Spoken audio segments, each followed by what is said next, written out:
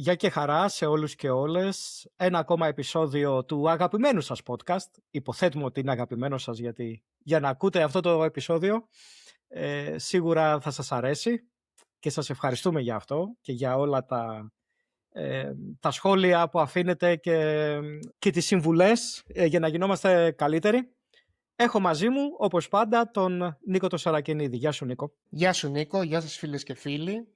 Ναι, η αλήθεια είναι ότι όποιος έχει φτάσει μέχρι εδώ, μάλλον έχει βρει κάτι σε αυτό το podcast που τον τραβάει και του κινεί το ενδιαφέρον. Αλλιώς δύσκολα θα έφτανε στο σημερινό 13ο και γουρλίδικο επεισόδιο. Να πω όμως, παρόλα αυτά, ότι είμαστε πολύ στην αρχή, Νίκο. Έτσι. Ναι, είμαστε πολύ στην αρχή και σιγά σιγά εδώ συνεχίζω εγώ και επιμελούμε την ύλη του podcast.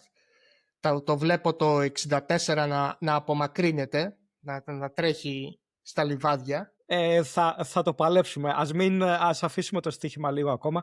Παρεπιπτόντως να σου πω ότι πάρα πολύ πρόσφατα είδα ότι δεν είναι το 13, μάλλον το 13 είναι ένας μη τυχερός αριθμός για εμάς και τέλος πάντων το δυτικό πολιτισμό. Ξέρεις αντίστοιχα στην Ασία ποιος αριθμός είναι πάρα πολύ άτυχος και δεν το χρησιμοποιούν? Κάπου έχω ένα 8 στο μυαλό μου, αλλά δεν είμαι βέβαιος.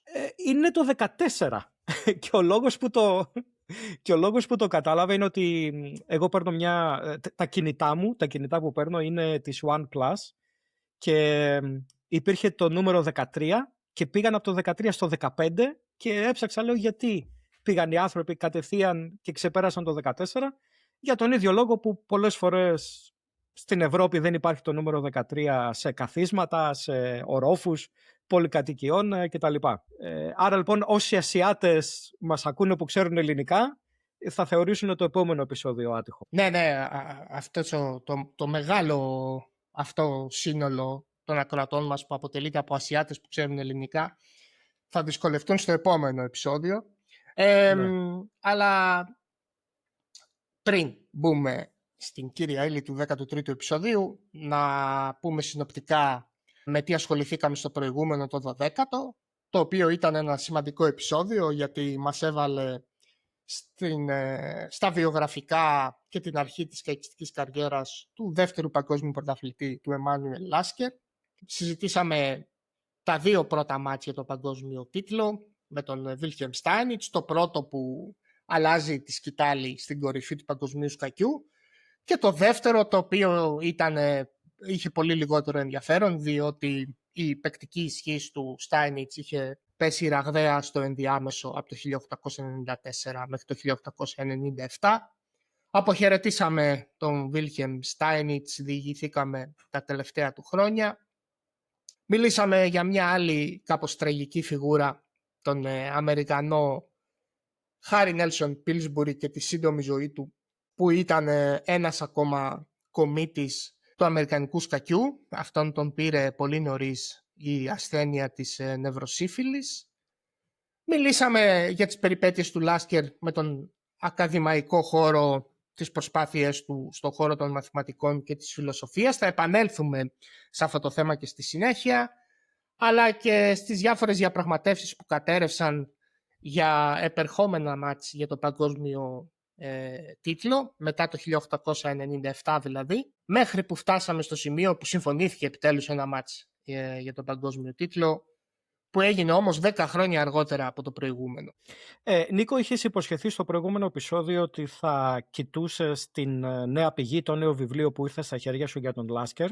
Αν δεν κάνω λάθος, το δεύτερο τόμο της τριλογίας, της πολύ γνωστής τριλογίας, και θα μου έκανες ένα ιδιότυπο fact-checking αν αυτά που είπα στο προηγούμενο επεισόδιο για τις ακαδημαϊκές περιπέτειες του Λάσκερ είναι έτσι ή τέλος πάντων αν υπάρχει κάποια άλλη οπτική. Δεν ξέρω, έφτασες καθόλου σε αυτό, είναι κάτι που θα συζητήσουμε μετά? Θα συζητήσουμε αυτά τα ζητήματα σε επόμενο επεισόδιο, όταν θα φτάσουμε να κάνουμε μια γενική αποτίμηση της ζωής του Λάσκερ, τόσο στο σκακιστικό πεδίο όσο και στα υπόλοιπα πεδία, και έτσι θα μου δοθεί και λίγος χρόνος να μελετήσω και αυτό τον δεύτερο τόμο, τον οποίο τον έχω αυτή τη στιγμή στα χέρια μου και είναι μια ευκαιρία να πω τα σωστά ονόματα και των τριών συγγραφέων, γιατί την προηγούμενη φορά ανέφερα μόνο τον Νέγκελε. Είναι λοιπόν οι Ρίτσαρτ Φόρστερ, Μάικλ Νέγκελε και Ράι Τίτσμπιρικ, σε αυτή την φανταστική έκδοση της Excelsior Verlag, που επιτέλους είναι διαθέσιμη στα αγγλικά και το κόστος της φτάνει μαζί με τα μεταφορικά στα 70 με 75 ευρώ ανατόμο. Οπότε καταλαβαίνετε ότι μιλάμε για μια σχετικά ακριβή έκδοση, που είναι όμως φανταστική, είναι από τα πιο όμορφα βιβλία που έχω ανοίξει ποτέ στη ζωή μου. Όταν θα φτάσουμε εκεί λοιπόν θα έχω μελετήσει το ενδιάμεσο και αυτά τα σχετικά κεφάλαια και ευελπιστώ κάποια στιγμή να έχω στα χέρια μου και τον τρίτο τόμο, ο οποίος είναι ολοκληρωτικά αφιερωμένος στις περιπέτειες του Λάσκερ εκτός του σκακιστικού πεδίου. Πριν όμως συνεχίσουμε με τον Λάσκερ και τις σκακιστικές του για την ώρα περιπέτειες και πριν εισάγουμε και στη συζήτησή μας τον επόμενο διεκδικητή του παγκοσμίου τίτλου στο μάτς του 1907, τον Αμερικανό Φρανκ Μάρσαλ, θα μιλήσουμε για έναν ακόμα κομίτη που πήρε πολύ νωρίς μία ασθένεια, τον Ρούντολφ Χαρούσεκ, ένα τρομερό ταλέντο που γεννήθηκε στην Πράγα το 1873 ως κομμάτι της Αυστρο-Ουγγαρίας. Ακόμα βρισκόμαστε σε αυτή την ιστορική φάση πριν τον Πρώτο Παγκόσμιο Πόλεμο. Είναι ένας παίκτης για τον οποίο έχουν γραφτεί αρκετά πράγματα παρά τη σύντομη σκακιστική του καριέρα. Θα πούμε ότι το 1896 τερματίζει μόλις 12ος σε 19 συμμετέχοντες στο τουρνουά της Νιρεμβέργης, αλλά κερδίζει εκεί τον παγκόσμιο πρωταθλητή και νικητή του τουρνουά Εμμάνουελ Λάσκερ σε μια πολύ οξία συνέχεια του Γκαμπίτου Βασιλιά, την οποία ο Λάσκερ δεν έπαιξε καθόλου καλά. Ενώ την επόμενη χρονιά είναι η ανατολή αυτού του νέου αστέρα στο σκακιστικό στερέωμα, στο τουρνουά του Βερολίνου, στο οποίο μπορεί να λείπουν οι Λάσκερ, Τάρας, Στάινιτς και Πίλσμπουρι, αλλά πρόκειται για ένα πάρα πολύ σημαντικό τουρνουά και είναι και το πικ της παικτικής δυνότητας του Χαρούσεκ. Πρόκειται για ένα καταραμένο τουρνουά πραγματικά, καθώς η υγεία των παικτών δεν ήταν και πολύ καλή. Μάλιστα είναι χαρακτηριστικό ότι ο Φον Μπαρντελέντεν αποσύρθηκε μετά τον πρώτο γύρο. Ο Έγκλης μετά τον 11ο και μάλιστα πέθανε λίγες μέρες αργότερα. Ο Τάισμαν έχασε μια παρτίδα ανεβαγόνος. Ο Άλμπιν 3, ενώ οι δύο πρώτοι νικητές και οι δύο πεθάνανε πολύ σύντομα μετά από αυτό το τουρνουά. Αρρωστήσαν και πεθάνανε από τη φυματίωση. Έχω διηγηθεί αυτό το τουρνουά σε ένα σχετικό post στο blog μου, το οποίο θα λινκάρουμε στην περιγραφή του επεισοδίου. Ο Χαρούσεκ το άρχισε άσχημα, χάνοντας από τους Βόλμπροτ και Μπέρν στην αρχή.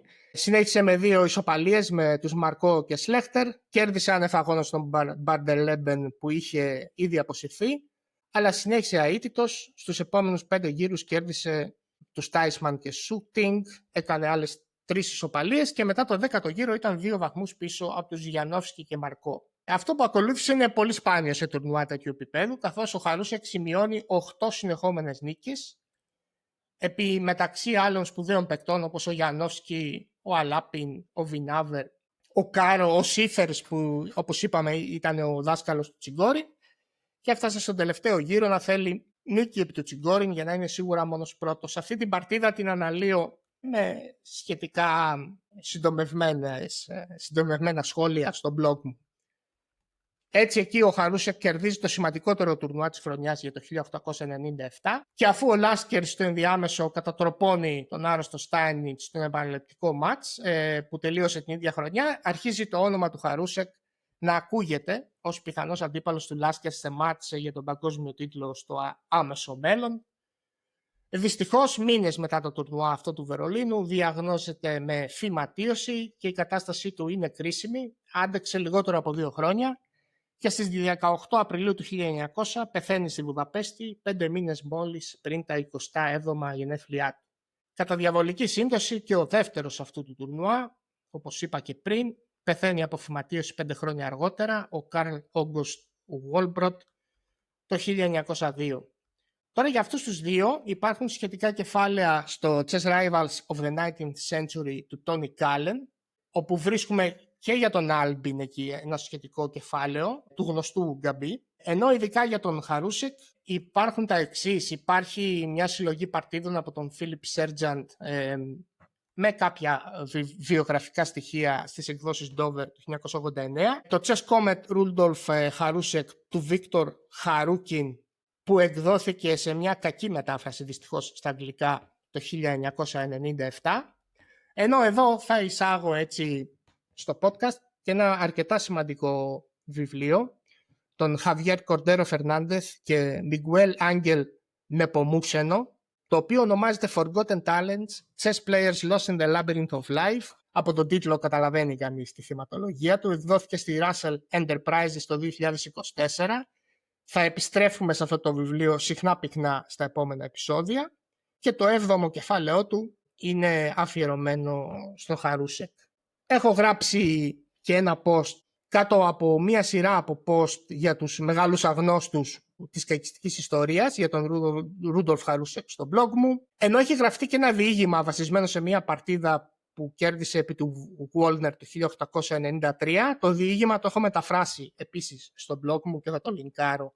Το έχει γράψει ο Κέστερ Σβέντσεν, πρωτοδημοσιεύτηκε στο Chess World το 1947, ενώ η παρτίδα εμφανίζεται και σε μια βρετανική σειρά αστυνομική περιπέτεια, το The Adventurer του 1972. Όσοι διαβάζουμε ιστορία δεν γίνεται να μην το προσέξουμε και γι' αυτό είναι ένας από τους λόγους που πρέπει να διαβάζει ιστορία ο κόσμος.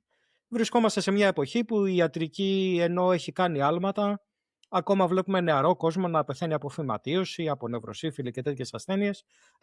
Μια πολύ μικρή έτσι υπενθύμηση ότι εμείς ζούμε σε μια περίοδο που είμαστε πάρα πολύ τυχεροί, που δεν πεθαίνει ο κόσμος πλέον από τέτοια πράγματα και είναι καλό να τα θυμόμαστε αυτά όταν κάνουμε κρίσεις λίγο παραπάνω την περίοδο του COVID, θυμάμαι. Τέλος πάντων, αν μην μπούμε σε τέτοια συνωμοσιολογικά, αλλά θέλω να πω ότι είναι πάρα πολύ κοινό όταν μελετάς ιστορία.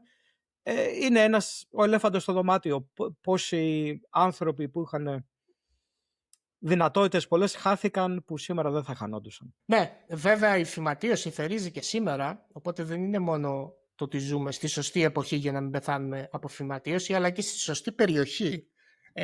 Δυστυχώς στον τρίτο κόσμο ακόμα η φυματίωση προκαλεί πάρα πολλά θύματα, αλλά βέβαια εκεί κοντά στο γύρισμα του 19ου προς τον 20ο αιώνα η φυματίωση αποτελεί έναν από τους κύριους λόγους θανάτου νέων ανθρώπων σε όλο τον κόσμο, δυστυχώς. Τώρα θα προχωρήσουμε στον Φρανκ Μάρσαλ, αυτόν τον πολύ σημαντικό παίκτη ιστορικά και τον επόμενο διεκδικητή του παγκοσμίου τίτλου.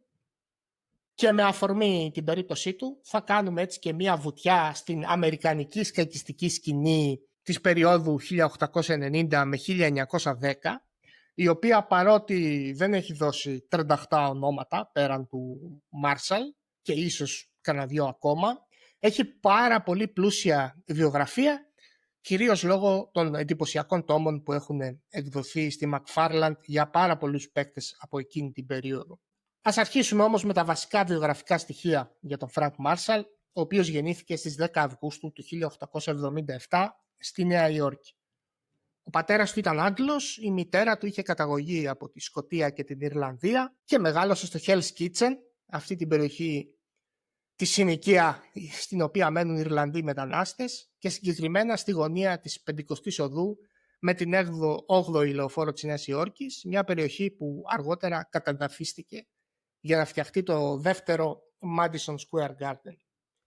Σε ηλικία 8 ετών η οικογένειά του μετακομίζει στο Μόντρεαλ του Καναδά, όπου ήδη στα 13 του ο Μάρσαλ γίνεται ο πιο ισχυρός παίκτης της πόλης. Εδώ αξίζει να πούμε ότι ο Μάρσαλ υπέφερε από μαθησιακές δυσκολίες που σχετίζονταν με δυσλεξία σε εποχές δύσκολες για παιδιά με τέτοια προβλήματα. Αυτό ήταν ένας από τους λόγους που δεν κατάφερε να σπουδάσει και που, όπως θα δούμε αργότερα, για τα περισσότερα βιβλία του είχε κάποιον ghostwriter για να τα γράφει αυτός. Οπότε εδώ έχουμε και ένα άλλο ζήτημα που, έτσι ως συνέχεια αυτού που είπες για την εξέλιξη της ιατρικής, βλέπουμε ότι υπήρχαν και παιδιά με μαθησιακές δυσκολίες τα οποία δεν μπορούσαν να εξελιχθούν εκείνη την εποχή όπως σήμερα. Βέβαια και εδώ στην Ελλάδα είναι πολύ λίγα χρόνια πια που υπάρχει μια σχετική μέριμνα για τέτοια παιδιά, αλλά σίγουρα η κατάσταση είναι καλύτερη από ό,τι στα τέλη του 19ου αιώνα στις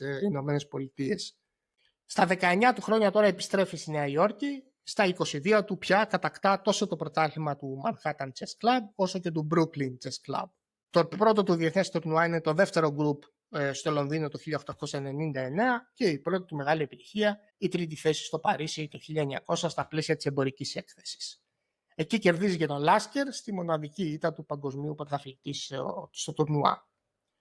Οι δυο τους τώρα συμμετέχουν και σε μια απόπειρα να φτιαχτεί συνδικαλιστικό όργανο παικτών μετά από πρωτοβουλία του Amos Bern μαζί με τους Blackburn, Ginsberg, Teichmann, Taras, Chigorin, Schiffers, Schlechter, Marco και Weiss, το οποίο δεν είχε ιδιαίτερη δράση και δεν πέτυχε τίποτα και θα δούμε και στο μέλλον ότι ιστορικά αντίστοιχες απόπειρες πάντα είχαν μάλλον θλιβερά αποτελέσματα στο σκακιστικό χώρο. Με το τελευταίο παράδειγμα, 1-2 χρόνια πριν, δεν έχει περάσει πάρα πολύ καιρός, που η τελευταία προσπάθεια, η Επαγγελματική Ένωση Σκακιστών, που ήταν ο πρόεδρος ο Σουτόφσκι, που αργότερα έγινε πρόεδρος της ΦΙΔΕ, διαλύθηκε τελείως. Ναι, όταν ο πρόεδρος του συνδικαλιστικού οργάνου καταλήγει να γίνει αξιωματούχος της Ομοσπονδίας, κόντρα στην οποία πρέπει το συνδικαλιστικό όργανο να αγωνιστεί για τα δικαιώματα των μέλων του, καταλαβαίνει κανείς, νομίζω, από αυτό το σχήμα διαδοχής ότι τα πράγματα δεν πήγαν καλά.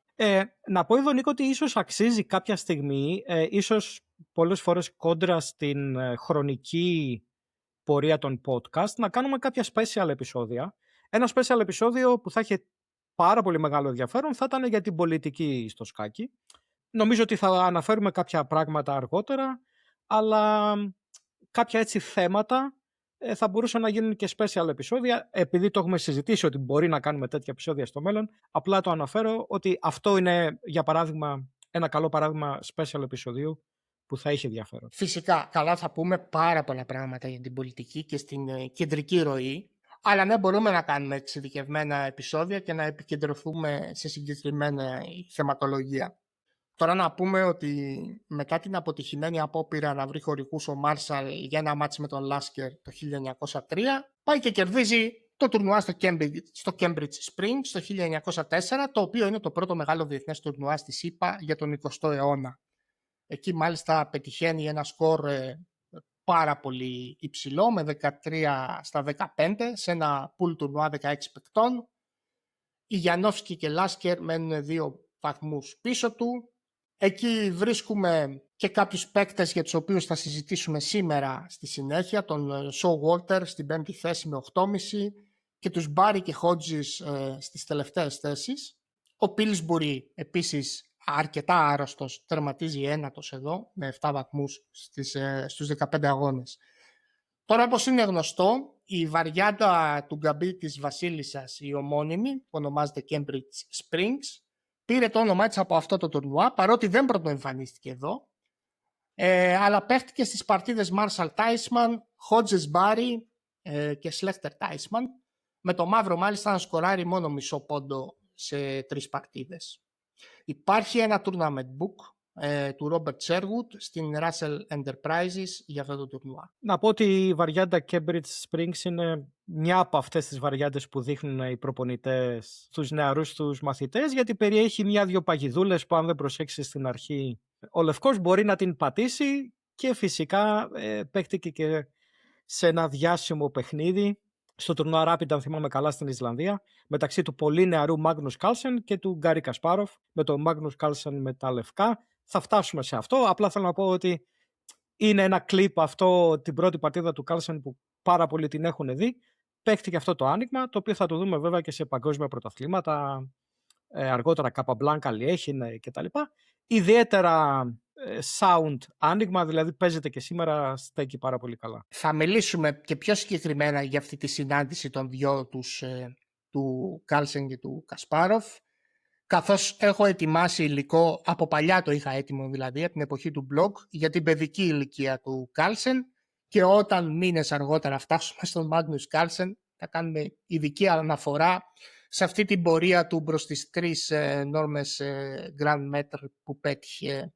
Είναι πολύ ιδιαίτερη ιστορία, με μεγάλο ενδιαφέρον και από παιδαγωγικής απόψεως. Τώρα μετά το τουρνουά στο Cambridge Springs, την ίδια χρονιά ο Μάρσαλ κερδίζει το 7ο Αμερικάνικο συνέδριο στο Σεντ Λούις, όπως έχουμε ήδη πει σε προηγούμενο επεισόδιο. Αρνείται όμως να τον αποκαλούν πρωταθλητή ΙΠΑ, διότι εκεί δεν παίζει ο ασθενής Πίλσμπουρι, ο οποίος κατέχει τον τίτλο μέσω ενός φορμάτ με match, στο οποίο θα σταθούμε στη συνέχεια του τρέχοντος επεισοδίου. Μετά το θάνατο του Πίλσμπουρι το 1906, ο Μάρσαλ δεν θεωρεί αυτόν πρωταθλητή και πρέπει να ξανακερδίσει αγωνιστικά το match πρωτάθλημα ΙΠΑ του 1909 για να θεωρήσει τον εαυτό του πρωταθλητή Ηνωμένων Πολιτειών. Ένα πολύ μικρό σχόλιο, σίγουρα θα το ξαναπούμε αργότερα. Πολλές φορές, ξέρεις, υπάρχει αυτό το τσιτάτο ή αυτός ο μύθος ότι ο τρόπος που παίζεις σκάκι ανταποκρίνεται στον χαρακτήρα σου. Ίσως ο Μάρσαλ είναι ένας από τους πρώτους ισχυρούς παίκτες που δεν σημαίνει αυτό.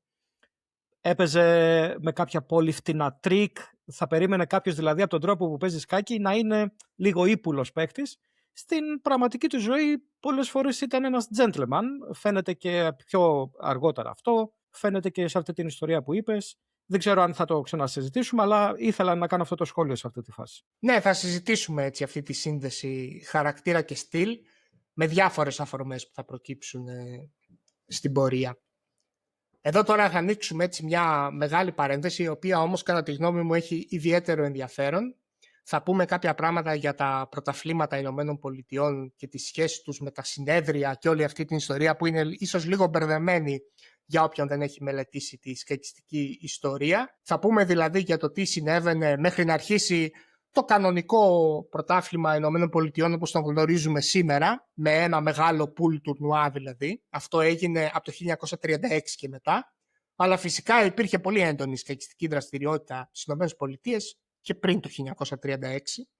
Οπότε παράλληλα με αυτά τα άναρχα στη διεξαγωγή του συνέδρια, υπήρχε ένας τίτλος πρωταθλητή Ηνωμένων Πολιτειών που κρινόταν σε μάτς, σε αντιστοιχεία με τον παγκόσμιο τίτλο. Έπρεπε δηλαδή κάποιος να κερδίσει τον κάτοχο του τίτλου για να γίνει παγκόσμιος πρωταθλητής. Αυτό ίσχυσε από το 1891 μέχρι το 1898 που διεξαγόντουσαν τα μάτς συχνά, έως πολύ συχνά. Μετά το 1898 έγιναν άλλα δύο. Το 1909 όπου κερδίζει ο Μάρσαλ τον Showalter 8,5-3,5 και όπως είπαμε πια θεωρία αυτόν πρωταθλητή είπα. Και το 1923 όπου κερδίζει τον Έντουαρτ Λάσκερ πολύ δύσκολα 9,5-8,5. Πιο πριν όμως στην κανονική περίοδο αυτών των μάτς που γινόντουσαν συχνά έχουμε τον Jackson Showalter να γίνεται ο πρώτος κάτοχος του τίτλου κερδίζοντας τον Max Jude 7-4 με 3 ισοπαλίες στις αρχές του 1892. Στη συνέχεια της ίδιας χρονιάς ο Samuel Lipschutz παίρνει τον τίτλο από τον Showalter πάρα πολύ εύκολα, 7-1 με 7 ισοπαλίες. Ο Showalter επιστρέφει το 1894, κερδίζει τον Albert Hodges 7-6 με 4 ισοπαλίες. Ο Albert Hodges τώρα τον κερδίζει αμέσως μετά 5-3 και εδώ υπάρχει μια διχογνωμία για το εάν αυτό ήταν νέο μάτς ή επέκταση του προηγούμενου, δεν είναι ξεκάθαρο, αλλά το συνολικό σκορ και των δύο μάτς είναι οριακά υπέρ του Hodges, ο οποίος θεωρείται πρωταθλητής μετά από αυτά τα μάτς. Ο Showalter, ο πολυνίκης αυτής της διοργάνωσης, επιστρέφει τις επόμενες 2 χρονιές, κερδίζει τον Lipschutz 7-4, στη συνέχεια τον Κεμένη 7-4, τελικά τον John Barry 7-2 για να χάσει τελικά τον τίτλο από τον Pillsbury το 1897, 17. Με τον Pillsbury να προσθέτει ο ίδιος στους όρους διεξαγωγής του μάτς το ότι ακόμα και αν κερδίσει θα αφήσει τον τίτλο στην κατοχή του Showalter και εδώ δεν είναι ξεκάθαρο το γιατί συνέβη αυτό.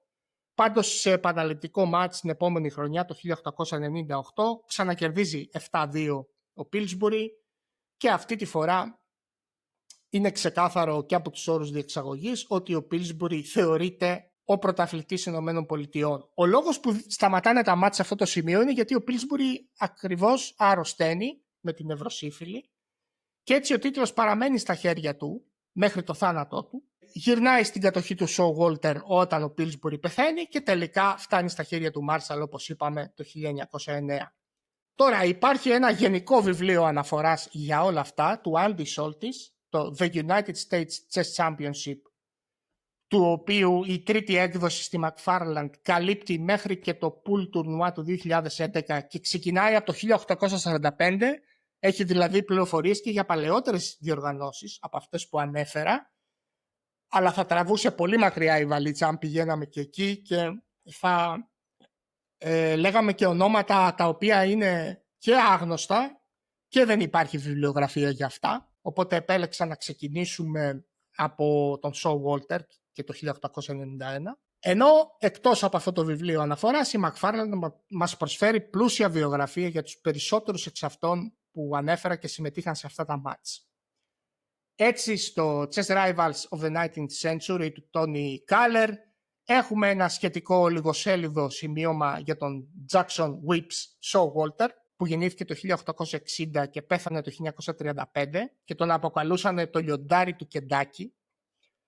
Έναν από τους πιο αποτελεσματικούς παίκτες μάτς στην ιστορία των Ηνωμένων Πολιτειών, με 4 ή 5 κερδισμένα μάτς για τον τίτλο, ανάλογα με το πώς θα μετρήσουμε τις αναμετρήσεις του με τον Hodges, αλλά και την 5η θέση του στο Cambridge Springs το 1904 μπροστά από Σλέχτερ και Τσιγκόρι. Ο Showalter μάλιστα μπήκε στο World Chess Hall of Fame του Rex Singefeld το 2010, ενώ στον Gallen βρίσκουμε συγκεντρωτικά τα αποτελέσματά του σε μάτς και τουρνουά μαζί με επιλεγμένες παρτίδες.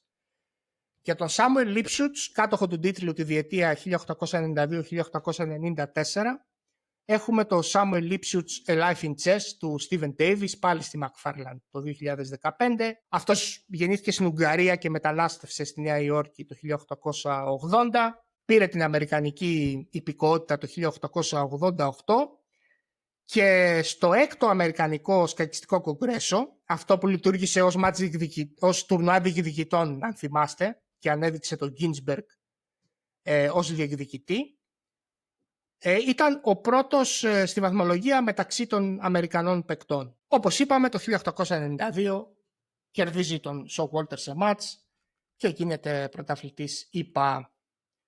Και αυτός υπέφερε από φυματίωση και μάλιστα επέστρεψε στη Γερμανία ψάχνοντας για θεραπεία, αλλά το 1904 πέθανε εκεί. Τώρα το Albert Beauregard Hodges The Man Chessmate του John Hilbert και του Peter Lande στη McFarland το 2013 είναι μια εξαντλητική έρευνα πάνω στον παίκτη που έπαιξε τα 2 μάτς του 1894 και κράτησε τον τίτλο για λίγους μήνες. Εμφανίζεται και στο βιβλίο του Callen, χωρίς να του αφιερώνεται όμως ξεχωριστό κεφάλαιο εκεί. Γεννήθηκε στο Nashville του Τενεσί το 1861 και πέθανε στη Νέα Υόρκη το 1944. Μετά το νικητήριο μάτς επί του Showalter, αφοσιώθηκε στις επιχειρήσεις του και έπαιξε σποραδικά σκάκι σαν χόμπι στη συνέχεια, ενώ έπαιξε και σε 13 τηλεγραφικά μάτς μεταξύ ΗΠΑ και Αγγλίας εκείνη την περίοδο. Τα τηλεγραφικά μάτς, τα μάτς μέσω της τεχνολογίας του τηλέγραφου δηλαδή, ήταν πάρα πολύ δημοφιλή όλα εκείνα τα χρόνια. Ενώ είχε αξιοπρεπή παρουσία και σε πολλά από τα τουρνουά της Νέας Υόρκης από το 1911 μέχρι το 1916, έπαιξε και στο τελευταίο Αμερικανικό Σκακιστικό Συνέδριο το 1923 σε ηλικία 62 ετών. Για τον Εμίλ Κεμένη που χάνει ένα από αυτά τα μάτς, έχουμε φυσικά το Εμίλ Κεμένη A Life in Chess του μεγαλύτερου ειδικού στην αμερικανική σκακιστική σκηνή της εποχής, του John Hilbert στη McFarland το 2013. Αυτός γεννήθηκε στην Πέστη και εκεί επέστρεψε, στη Βουδαπέστη δηλαδή, και πέθανε σε ηλικία 65 ετών το 1925. Εμφανίστηκε στην αμερικανική σκηνή το 1890 στο Lower East Side και μέσα σε μια δεκαετία έφτασε να θεωρείται ένας από τους καλύτερους παίκτες της χώρας, αλλά και σκακιστικούς δημοσιογράφους, παρά το ότι στην αρχή είχε ιδιαίτερες δυσκολίες με την αγγλική γλώσσα. Κυριάρχησε στο σκάκι και στη Φιλαδέλφια και στο Σικάγο, όπου έζησε μεταξύ του 1893 και τις αρχές του 1906. Και αυτός είχε προβλήματα με την υγεία του σε γενικές γραμμές. Έγραψε για το Philadelphia Public Ledger. Πήγε στο Monte Carlo το 1903 ως δημοσιογράφος για το The North American και βγήκε τέταρτος στο 7ο Αμερικανικό συνέδριο του Σεντ Λούις το 1904 στην καλύτερη του εμφάνιση σε τουρνουά. Επέστρεψε στην Ουγγαρία κάποια στιγμή πριν το 1910 και πέθανε την Πρωτομαγιά του 1925. Οι John Barry και Max Judd είναι οι πλέον άγνωστοι μεταξύ όλων των παικτών που έπαιξαν σε αυτά τα μάτς. Μάλιστα για τον Barry βρήκα κάποια στοιχεία μέσω μιας Facebook σελίδας ενός στατιστικού συλλόγου της Βοστόνης. Θα λινκάρω το post στις σημειώσεις του επεισοδίου. Ενώ ο Max Judd ήταν σαφώς πιο ενεργός παίκτης από τον Barry. Έπαιξε σε 6 αμερικανικά συνέδρια με καλύτερο πλασάρισμα τη δεύτερη θέση στη Φιλαδέλφια το 1876, ενώ ήταν ο πρόεδρος και του συλλόγου στο Σεντ Λούις, του original σκακιστικού συλλόγου στο Σεντ Λούις, το οποίο είχε πάντα παράδοση με το σκάκι. Ασχολήθηκε με το εμπόριο ρούχων, ενώ διετέλεσε και διπλωμάτη στην Αυστρία επί της προεδρίας του Steven Grover Cleveland. Να πούμε τώρα, όπως ήδη είπα και στην αρχή του επεισοδίου, ότι από το 1936 ξεκινούν τα pool τουρνουά, που γνωρίζουμε και σήμερα ως κλειστά πρωταθλήματα ΙΠΑ. Εκεί το Marshall Chess Club χρηματοδοτεί το έπαθλο και ο πρώτος νικητής είναι ο Σάμουελ Ρεσεύσκι. Έτσι θα τα ξανααναφέρουμε, αλλά αν κάποιος έχει απορία, κοιτάω λίγο την σελίδα της Wikipedia που είναι αφιερωμένη στα πρωταθλήματα Αμερικής.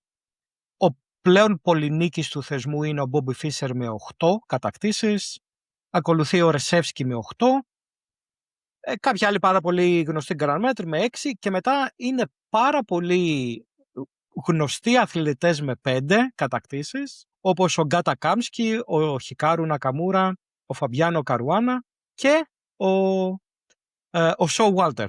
Έχει και αυτός, είναι μέσα σε αυτή την ομάδα στη λίστα των σύγχρονων αστέρων που έχει 5 κατακτήσεις. Θα τα ξαναπούμε αυτά μετά. Εκεί γράφει 5 λοιπόν. Εκεί γράφει 5.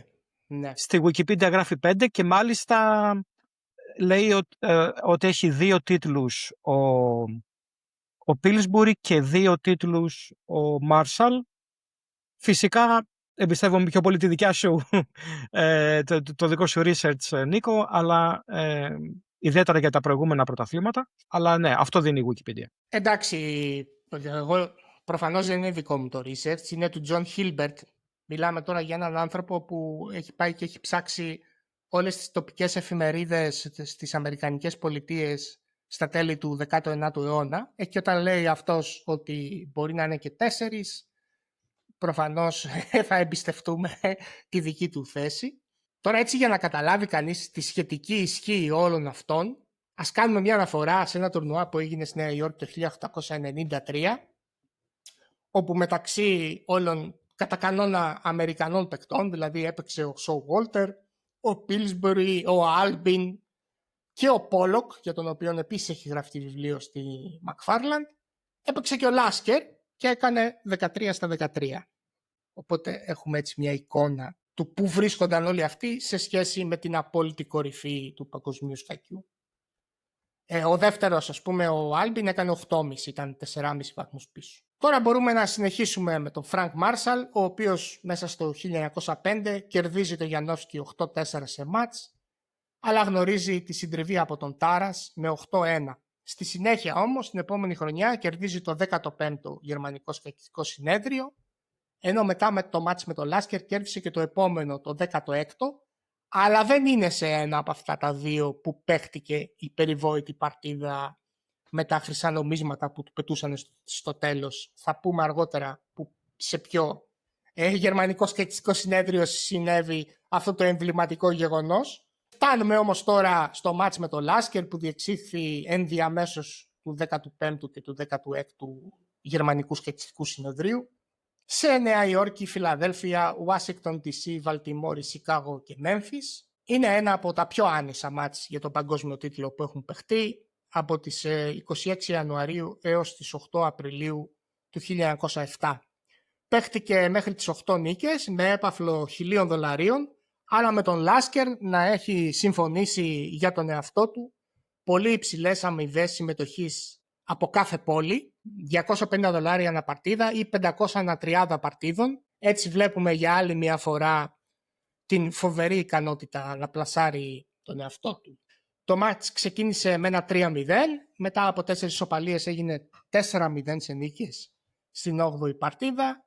3 νέες ισοπαλίες ακολούθησαν και μετά 4 συνεχόμενες νίκες του Λάσκερ έκαναν το 8-0 σε νίκες και συνολικά το σκορ σε 11,5-3,5 με 8 νίκες του Λάσκερ και 7 συνολικά ισοπαλίες. Έτσι ο Λάσκερ καταφέρει να κερδίσει το Μάρσαλ με βαρύτερο ακόμα σκορ από αυτό που πέτυχε ο Τάρας 2 χρόνια πριν, κάτι το οποίο από ό,τι έχω καταλάβει διαβάζοντας τις πηγές αποτελούσε ένα προσωπικό στοίχημα για αυτόν, για να δείξει έτσι ότι είναι ακόμα ισχυρότερος από τον Τάρας. Ο Λάσκερ με τα μαύρα έπαιξε κυρίως γκαμπί της Βασίλισσας στο Δ4 του Μάρσαλ και την ιδέα του με ύπο ε4, μια κίνηση που χαρακτηρίζει σήμερα τη βαριάντα Λάσκερ στο άνοιγμα αυτό, αλλά που ο Λάσκερ εδώ έπαιζε πολύ πιο νωρίς, μόλις στην πέμπτη κίνηση. Ο Μάρσαλ έμεινε πιστός στη γαλλική μέχρι το τέλος, κλασική, και στο 4 αξιωματικό σ5 έπαιζε την Μακάτσιο. Ένα μικρό έτσι quiz για αυτούς που μας ακούνε.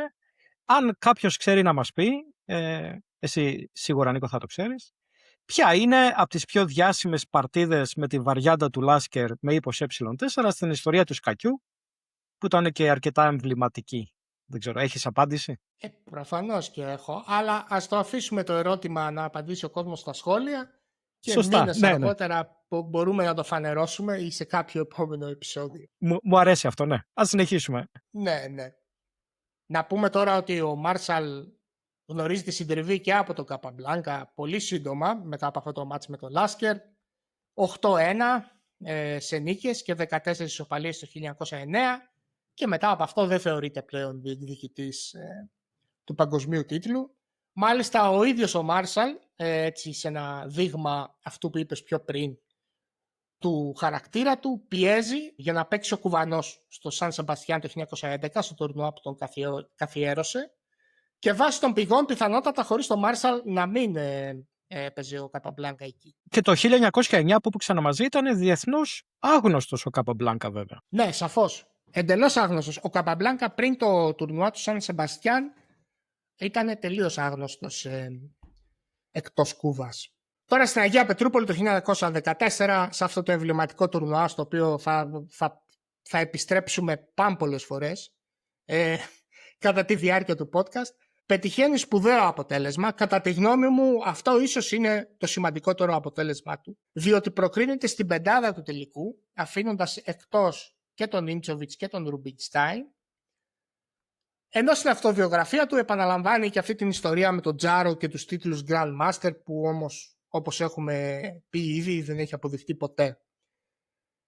Και αυτή την αυτοβιογραφία πιθανότατα την έγραψε ο Φρετ Ράινφελντ και όχι ο ίδιος ο Μάρσαλ. Ο Ράινφελντ συζήτησε μαζί του και την έγραψε, διότι όπως είπα ο Μάρσαλ υπέφερε από δυσλεξία. Το 1915 ο Μάρσαλ ανοίγει το εμβληματικό Marshall Chess Club στη Νέα Υόρκη, ενώ το 1925 μάλιστα εμφανίζεται και σε ένα μικρό σοβιετικό φιλμ που ονομαζόταν Chess Fever μαζί με τον Καπαμπλάνκα. Όπως είπαμε, κέρδισε το 15ο και το 16ο γερμανικό συνέδριο, αλλά στην ιστορία μένει η παρτίδα του από το 18ο γερμανικό συνέδριο στο Μπρεσλάου το 1912. Είναι η περιβόητη παρτίδα με τα χρυσά νομίσματα Στέφαν Λεβίτσκι εναντίον Φρανκ Μάρσαλ, όπου μετά την τελευταία κίνησή του Βασίλισσα Ήτα 3, στην 23η κίνηση με τα μαύρα, οι θεατές πετούν χρυσά νομίσματα στο Μάρσαλ, ενώ ο Λεβίτσκι εγκαταλείπει. Είναι μια πασίγνωστη και πανέμορφη τελική θέση παρτίδας που οι περισσότεροι γνωρίζουν. Επειδή έχουμε μιλήσει για κάποιες παρτίδες που, όπως είπες, οι περισσότεροι γνωρίζουν, ή αν δεν γνωρίζουν πρέπει να τις δούνε. Έχουμε μιλήσει για την αθάνατη και την πάντα ανθυρή του Άντερσεν, έχουμε μιλήσει για την παρτίδα της όπερας του Μόρφι, και αυτή είναι ίσως η επόμενη παρτίδα σε αυτό το κλειστό κύκλο πασίγνωστων παρτίδων, ή τουλάχιστον η τελική της θέση που όλοι οι σκακιστές πρέπει να την γνωρίζουμε. Ναι, σαφώς. Θα λινκάρουμε έτσι και ένα σχετικό σύνδεσμο, είτε από το Chess Games, είτε από το Elite Chess.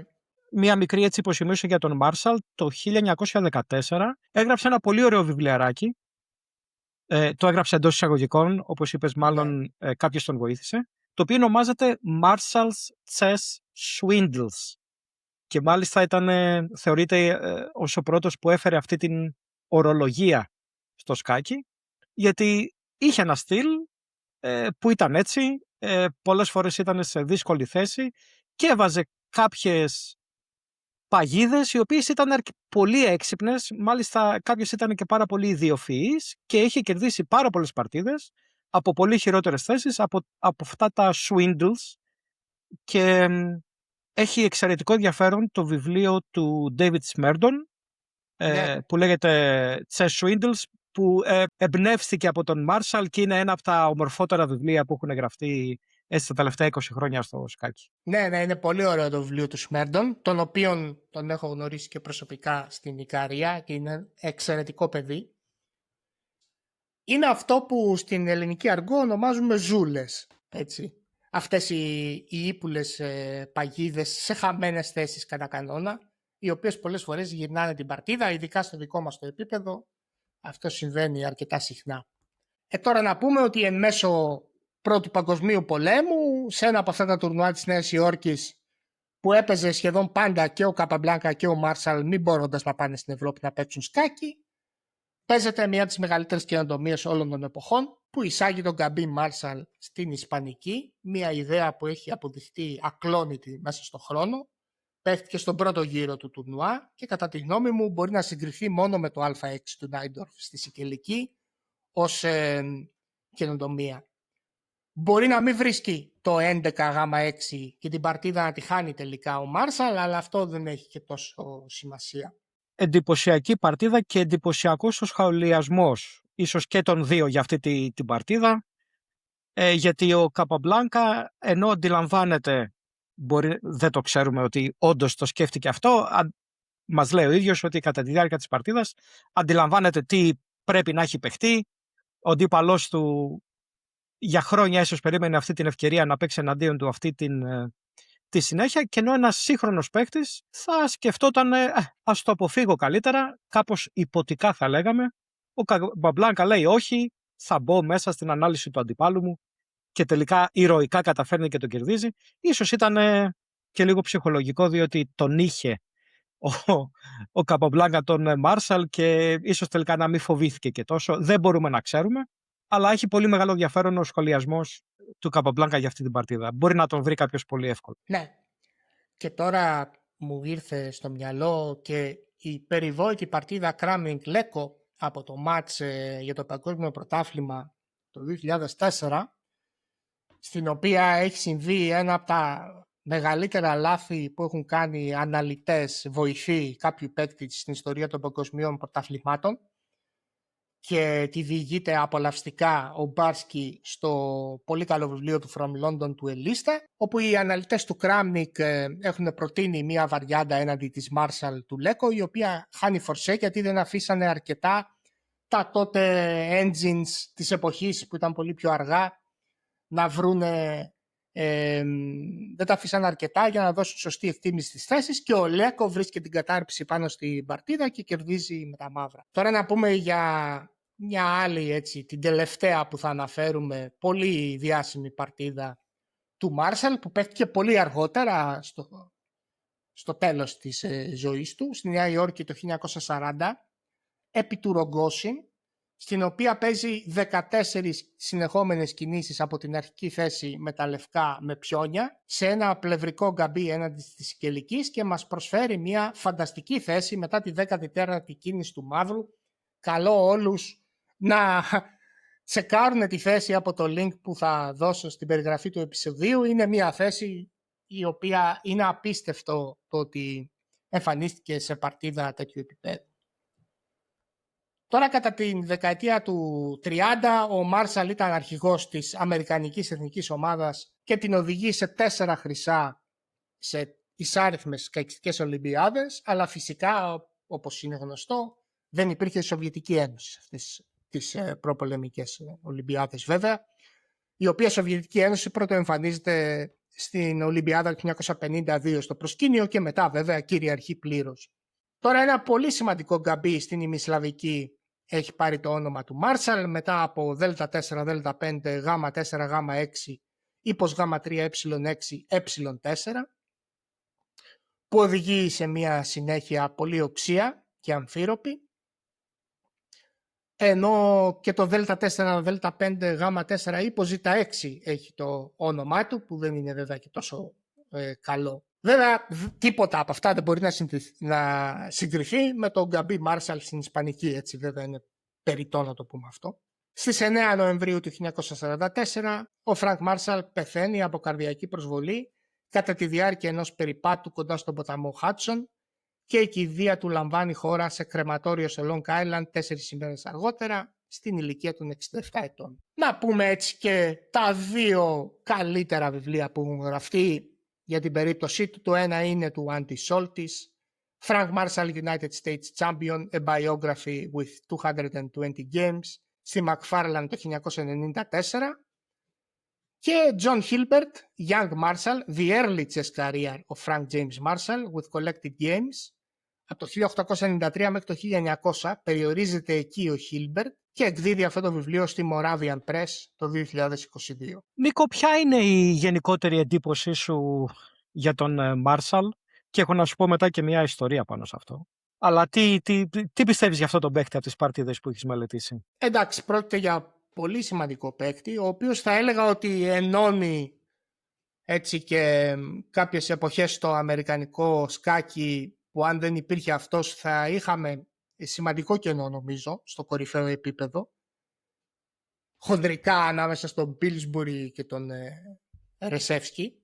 Πρόκειται για ένα πολύ ευρηματικό παίκτη, δημιουργικό θα έλεγα, ο οποίος μάλλον υστερούσε σε θεωρητική κατάρτιση, παρά το ότι έπαιξε μια από τις σημαντικότερες θεωρητικές καινοτομίες όλων των εποχών, συνδυαστικό στυλ και κάποιες αδυναμίες μάλλον στα φινάλε. Νομίζω, Νίκο, ότι ανήκει σε αυτή την ομάδα των παιχτών που λίγο τους υποτιμούμε, που δεν είναι ιδιαίτερα positional παίχτες, προσανατολίζουν το παιχνίδι τους στα δυναμικά στοιχεία της θέσης, σε παγίδες.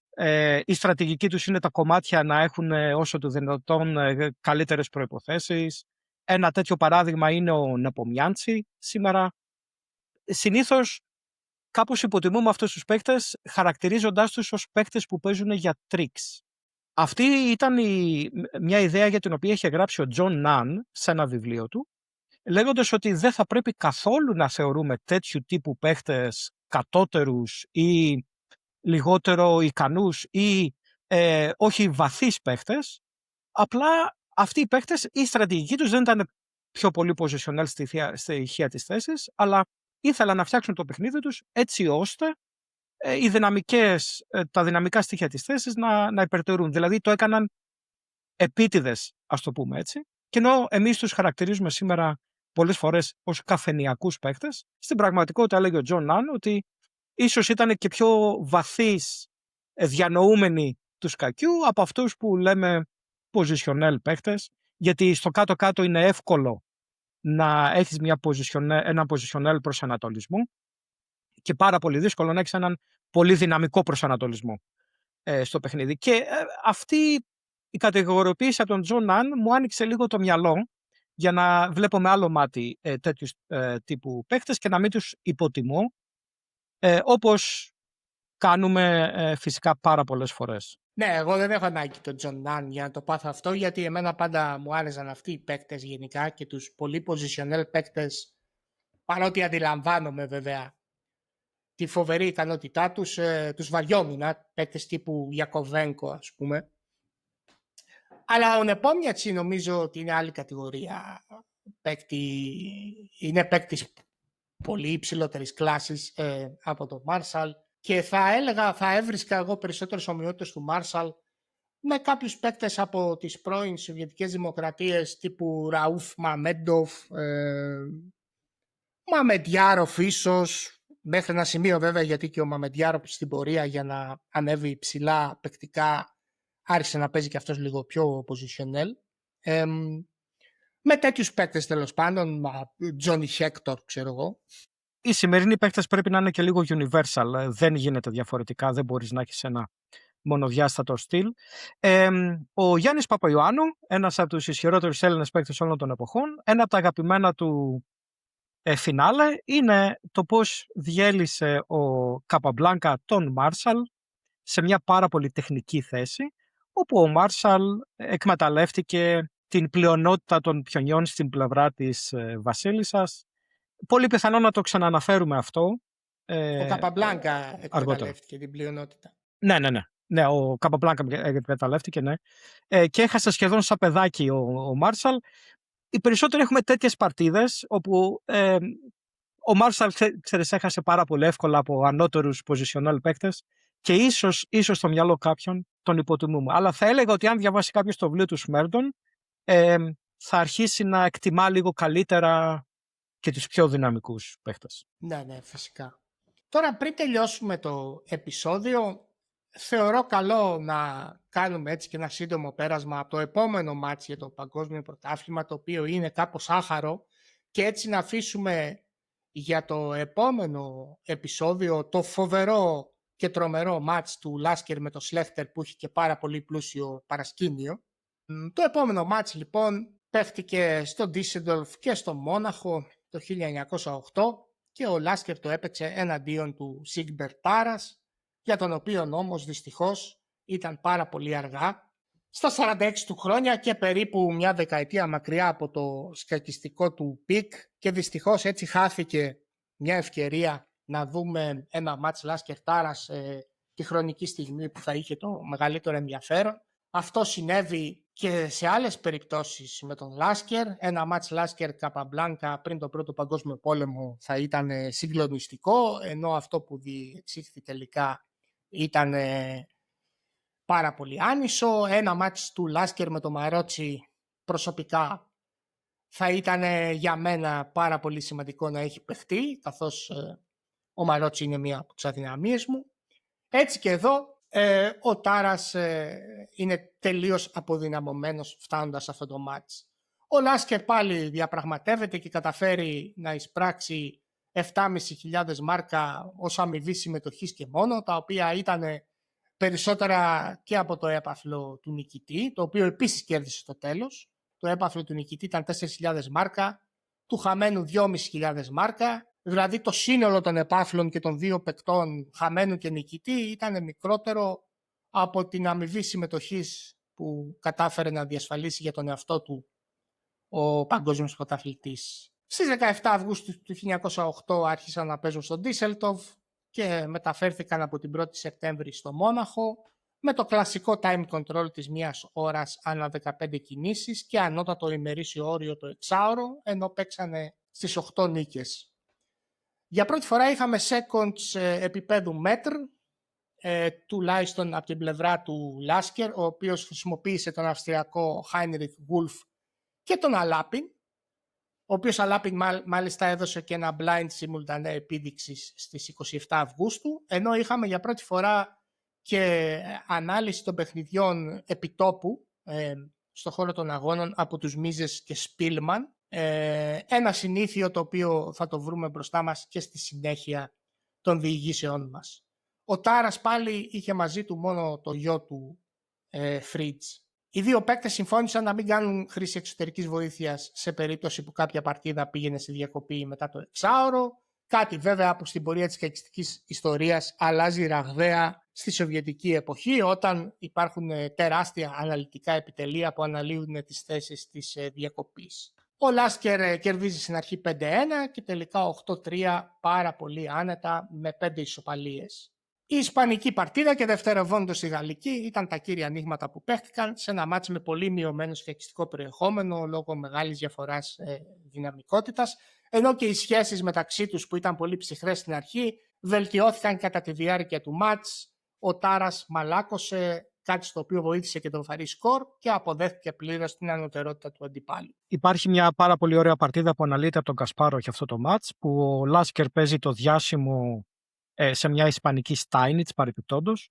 Ο Λάσκερ παίζει τη διάσημη μανούβρα πύργος ε8, πύργος ε5 πύργος Γ5, βάζοντας ένα πολύ περίεργο τετράγωνο τον πύργο του, κάτι το οποίο αποδιοργάνωσε τελείως τον Λάσκερ και έχασε πάρα πολύ εύκολα.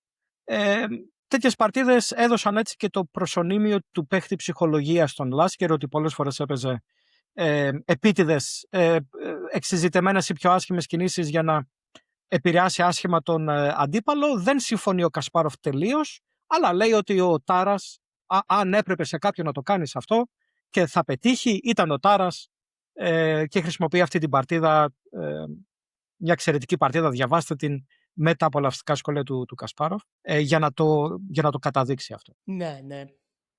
Τώρα, πριν τον επίλογο και τους χαιρετισμούς μας, μιας που φτάσαμε σε αυτό το σημείο της ύλης, να πω έτσι πολύ σύντομα, στον χρόνο που μας απομένει, το ότι από εδώ και μπρος, επειδή το αγωνιστικό καλεντάρι πυκνώνει πάρα πολύ, υποχρεωτικά γίνονται κάποιες επιλογές στη συνέχεια του podcast μας, όπου κάποια τουρνουά τα αφήνουμε, κάποια σημαντικά τουρνουά τα αφήνουμε όταν διηγούμαστε την ιστορία ενός παίκτη και επιστρέφουμε σε αυτά όταν φτάνουμε στον κατάλληλο παίκτη που έχει νόημα να συνδεθεί με το συγκεκριμένο τουρνουά.